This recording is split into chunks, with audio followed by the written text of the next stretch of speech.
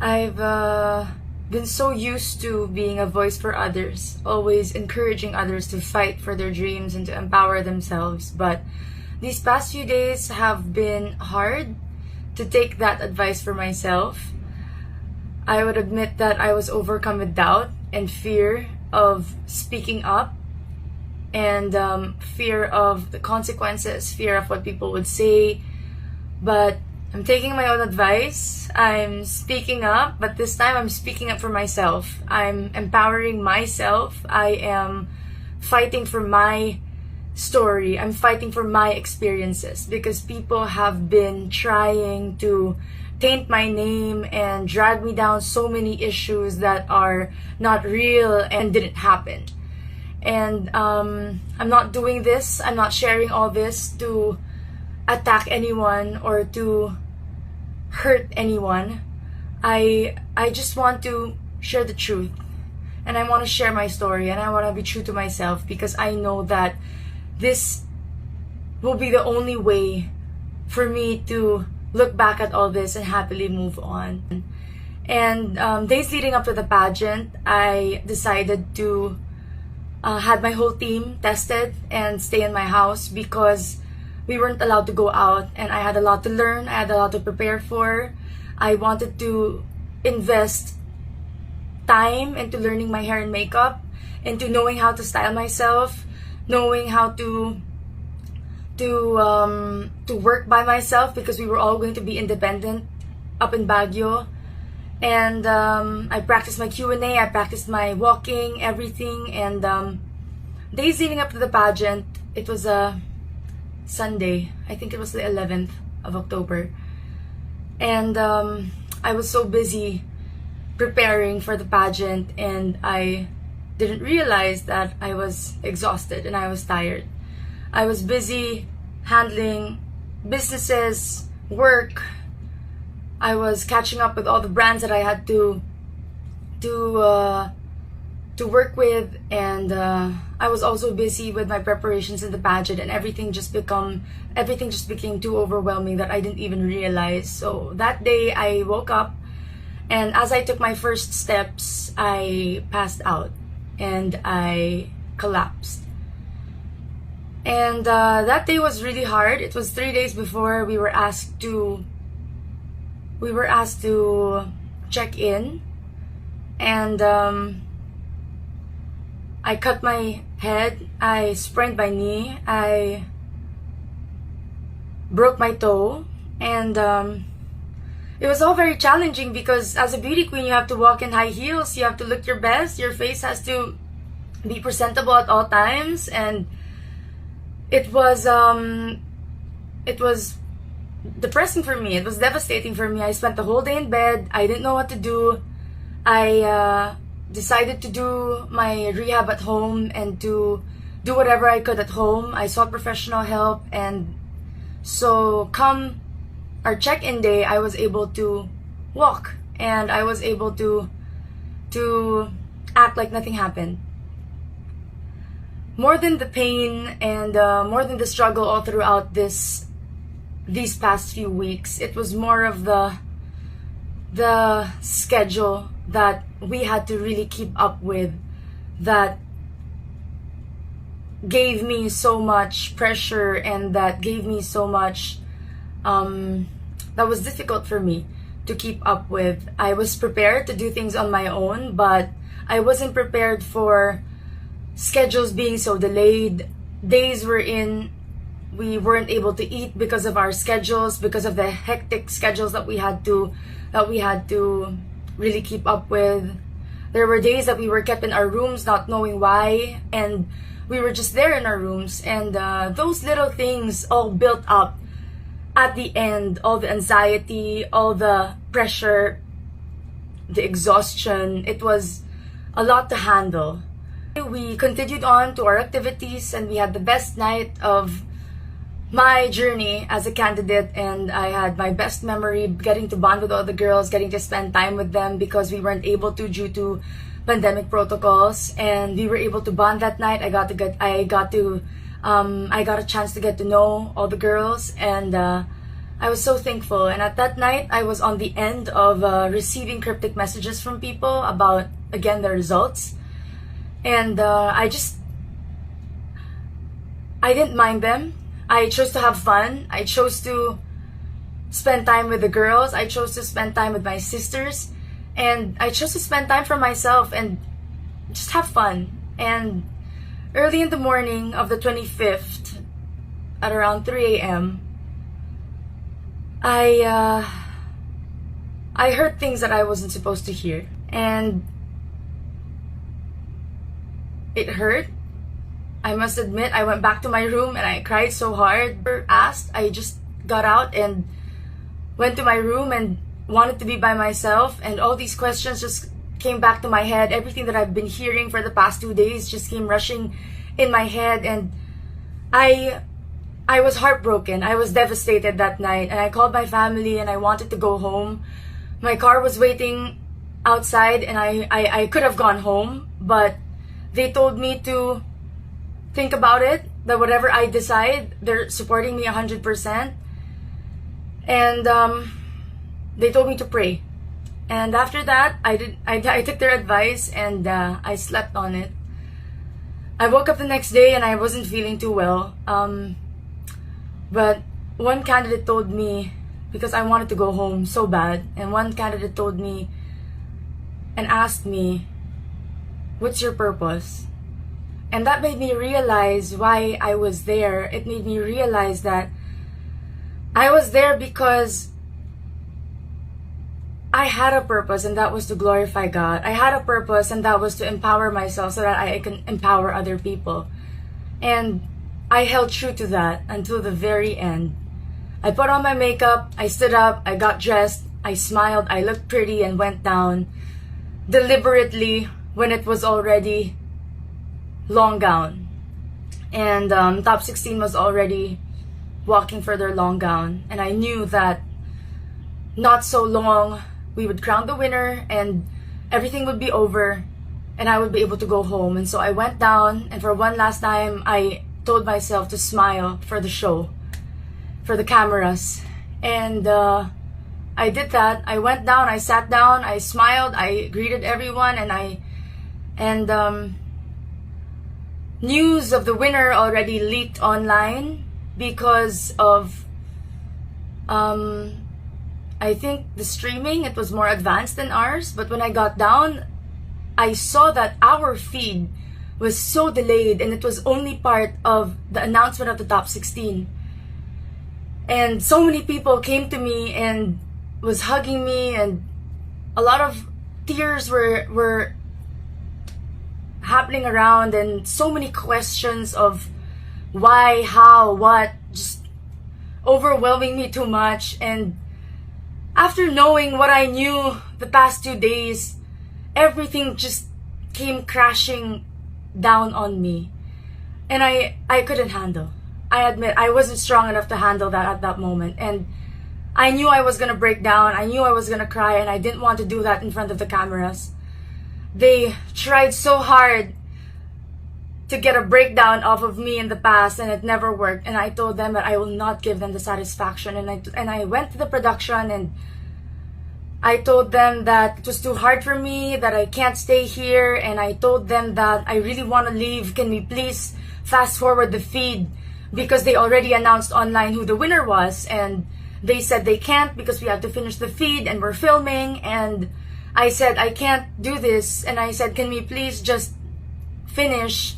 And they told me they had to take the picture. And I said, can we just do it now? And they said they couldn't. And I said, I'm sorry that I had to leave. And I left. And at that moment, I just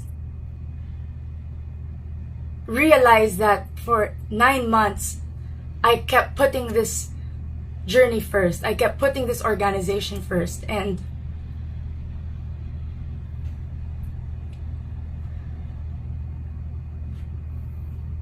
it was my time to put myself first. And so I did. And I went to my room. I got the remaining of my bags. I sent a message to Mama Jonas Gafford, and I told him my reason. I told him that I was leaving, and I told them everything. And so he said okay, and he said he was worried about what social media and what everybody would think, and I told him to not worry and I would handle everything. I sent a message to our winner and I congratulated her, and I told her the reason why I'm leaving, and she replied thank you. And after that, I thought everything was okay. I did my job. I did what I knew was right, and I packed up my bags and I left. On my way home, I was exhausted and I passed out in the car, and I was just asleep the whole ride. And upon reaching Manila, my family was there and they were telling me everything that was happening online and everything that, all the stories and all the issues that people were making up, and I just couldn't believe it. I couldn't believe that people are capable of such things, that we're in this beauty pageant joining because of our dreams, because we want to empower people, but it's so toxic. The industry, the fans, the bashers, the criticism, everything is just so toxic, and I just couldn't believe it. I was not hurt, I was not angry, but I was sad. I was sad because so many girls just like me dream of this platform, dream of this position, because we know it is meant for something good, but so much people who aren't even connected to the organization are just trying to tear everybody down. And it just saddens me that in the midst of this pandemic, in the midst of a celebration such as a beauty pageant, the first ever Miss Universe Philippines, there are people who have it in their hearts to criticize and to spread rumors and to spread so much lies, and I just couldn't take it. I blocked out social media. I checked out of social media. I decided to take time for myself and to rest and to recover from a very exhausting 2 weeks and trying to get ready to go back into volleyball training and into work and to managing stuff. And I just slept. I slept so well. And what saddens me the most is that when people were making issues about me leaving and not being part of that photo, the organization knew why. They knew my reasons. They knew I left, but they never said anything. They kept quiet. And now so many stories are circulating, so many issues are circulating, and I told myself that I have to speak up. I have to defend myself. I have to fight for myself because I knew nobody would. And I'm saying this, I'm sharing this because I hope that in the future it would be a different experience for future girls and future queens and future candidates who dream of becoming the next representative of our country. But I also want to take this time to remind everybody that we should stop bashing. We should stop spreading lies and negativity. And it doesn't mean that even though we are free to speak our hearts and our minds and share our passions about a certain topic, that it is okay to bring and take people down just because we feel bad.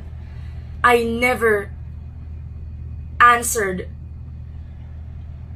bashers online because I respect people's opinion, and right now I hope that they respect mine, because this is my story, this is my experience, and I really want to tell everybody that I'm not alone in this. There are a lot of us that wish things happened differently, that our journey would have been somehow better, but we do understand the conditions of the pandemic, and we do understand the hardships that everybody had to go through and the adjustments that everybody had to make just to make this possible. And I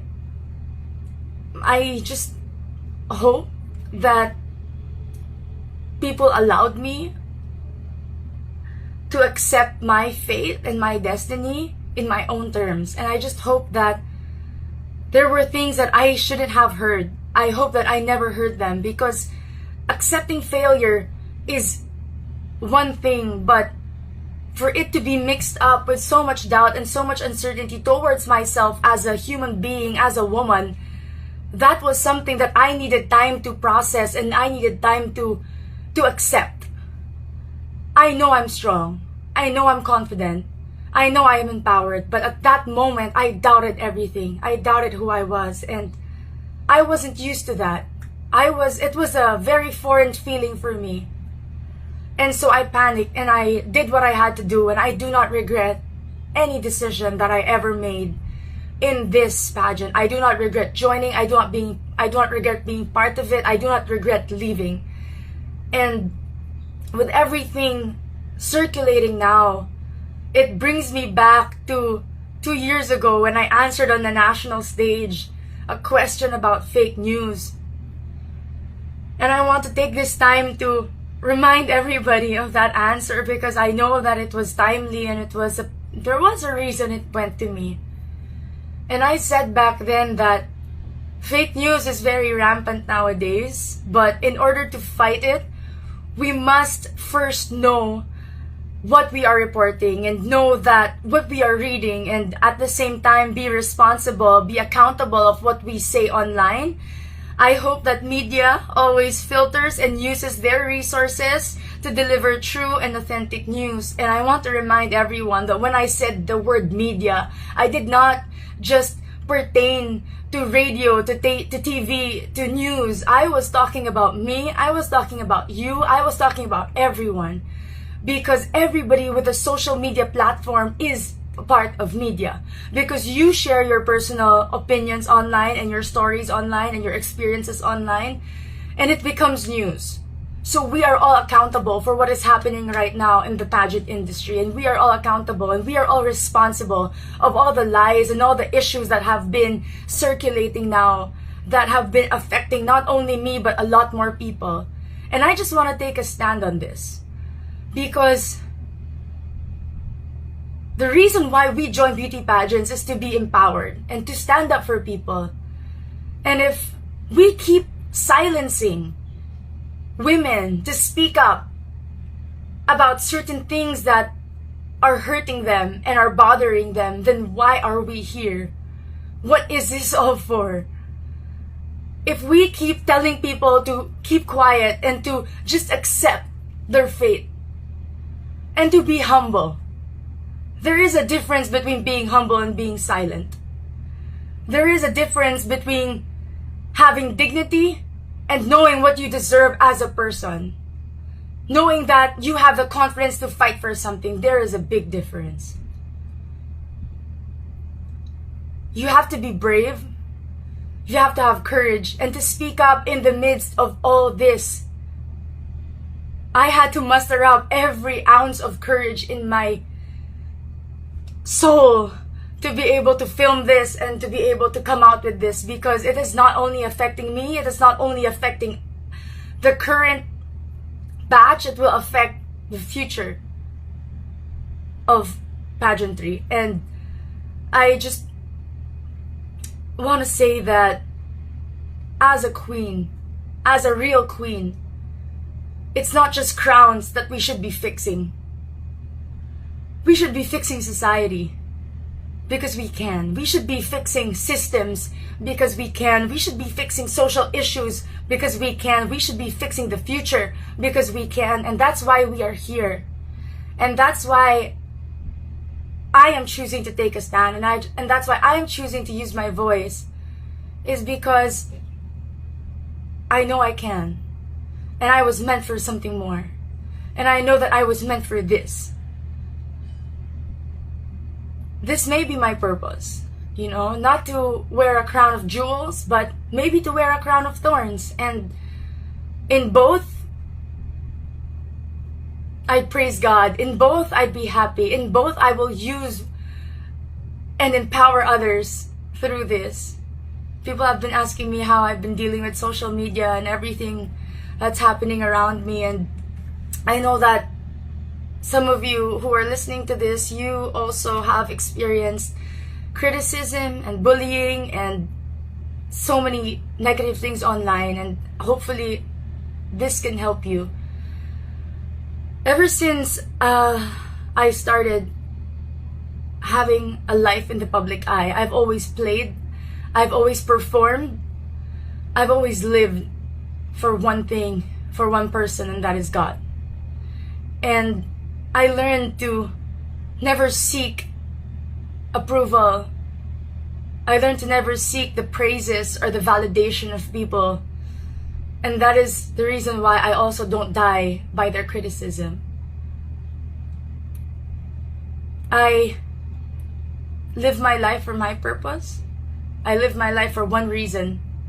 And even as a social media influencer having a life online, I do not let it dictate who I am. I do not let it validate who I am. And that is why it saddens me that every single thing now needs a validation, a receipt on social media. If people don't see it, it's not true. If people don't like it, it doesn't mean anything. If people don't comment on it, it's not validated. And it has to stop. It has to stop, not only for ourselves but for the people around us. We can't connect, we can't associate our worth as human beings, as women, with who we are online. And it's sad that all of this is happening. I hope that I could accept, enjoy, and go through this journey as smoothly as possible, but I guess that wasn't the case for me, because I'm here now and I have to speak up about this, and I have to get this out of my chest, because I know that this is the only time that I can really be able to move on. And I'm not doing this to change people's opinion of me. I'm not doing this to convince anyone. I'm doing this to say my truth. I'm doing this to say my experience and to share my story, because I know that somebody out there watching stands with me on this. And I'm not alone standing in this, because all the people behind me, all the women behind me, we are standing for something greater. We are standing for something much more than our pageant experiences. And I hope that by sharing this, people just learn how to appreciate beauty pageants for what it is, to not be so quick to judge a person, organization, a candidate, because you don't know what we go through. You do not know what happens behind the scenes of every picture, every video, every production number that you see on TV. Nobody knows the hours that were put into it, the effort that was put into it. And so all our feelings are valid. And you cannot tell us to just keep quiet about this, because why are we here? Why are we advocates?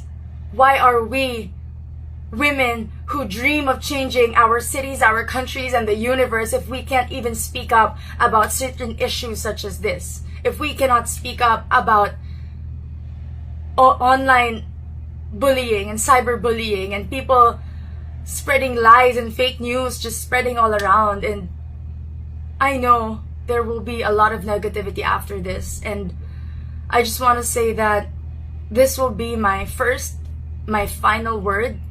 I will not be entertaining questions. I will not be entertaining interviews after this. And once I put this out there, I hope that as much as I respected everybody's opinion of me, the good, the bad, I've embraced all of it. I'm asking all of you to respect mine and to respect my own opinion right now. And after this, we're all gonna move on. We're all gonna be happy. We're all gonna support the person, the organization that we need to support as one country, as one Philippines. And I hope that we may all learn from this and grow from this and just put an end to all of the negativity that everybody has been spreading online.